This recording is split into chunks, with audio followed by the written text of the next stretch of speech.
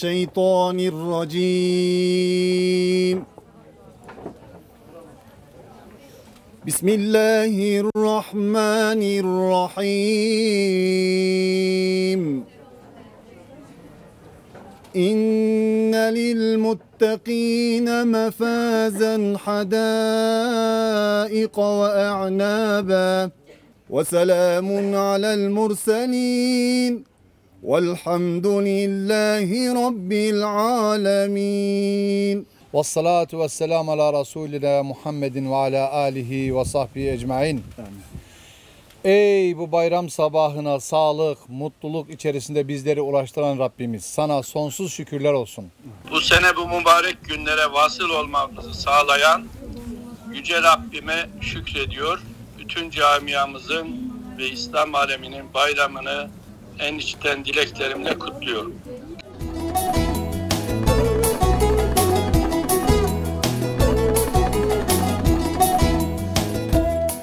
Çok güzel bir bayram. Kırgız kardeşlerimiz, Türk kardeşlerimiz hep beraber. Manas'ta ilk bayramım benim. Çok değişik duygularla, ülkeden uzak, çocuklardan uzak ama burada çok güzel bir kardeşlik içerisinde. Çok mutluyuz. Herkesin bayramını kutluyorum. Bayram birlik, beraberlik, kardeşlik, sevinç günüdür. Dolayısıyla bütün izleyicilerimizin bütün günlerini bayram sevinciyle yaşamalarını diliyorum. Tüm Kırgızistan halkımızın, üniversitemizin, tüm paydaşlarının bayramını kutluyorum. Çok güzel bir gündeyiz.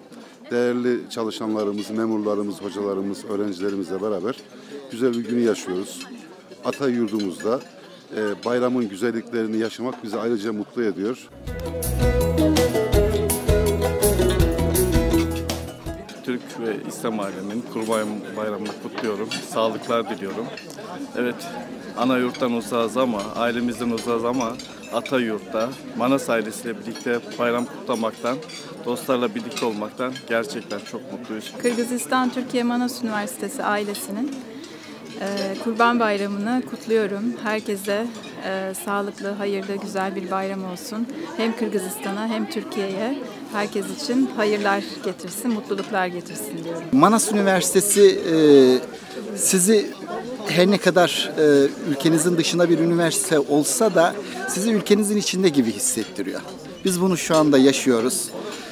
Ben öncelikle tabii Kırgızistan'daki tüm Kırgız kardeşlerimizin bayramını, tabii bu arada ata topraklarından ana topraklara, ana vatandaki bütün kardeşlerimizin, arkadaşlarımızın, dostlarımızın, ailemizin bayramını sizin vesilenizle kutlamayı ve selamlarımı, saygılarımı iletmeyi diliyorum.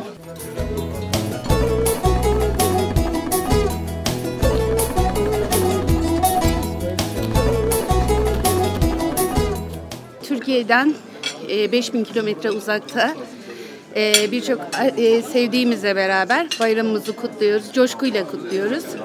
Çocuklarımızdan ayrıyız ama mutluyuz. Bütün Türk ve Müslüman aleminin bayramını kutluyorum. Yüce Rabbimden bizi bu güzel saatlere, mübarek günlere ulaştırdığı için hamdü senalar ediyorum.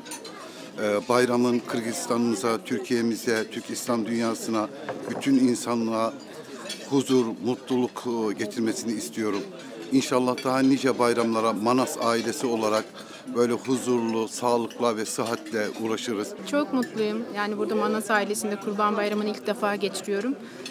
Ama çok mutluyum. Evimde gibiyim, huzurluyum. Tüm Türk dünyasının, tüm Müslüman aleminin Kurban Bayramı'nı kutluyorum.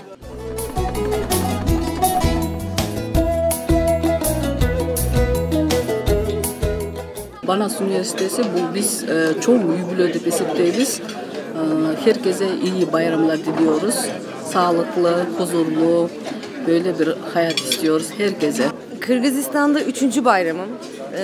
Türkiye'deki bayramları aratmayacak, böyle bayram tadında bayram yaşayabildiğimiz için, bayramları burada yaşamak için çaba sarf edip buraya geldik. Üniversitemizi çok seviyorum, Kırgızistan'ı çok seviyorum.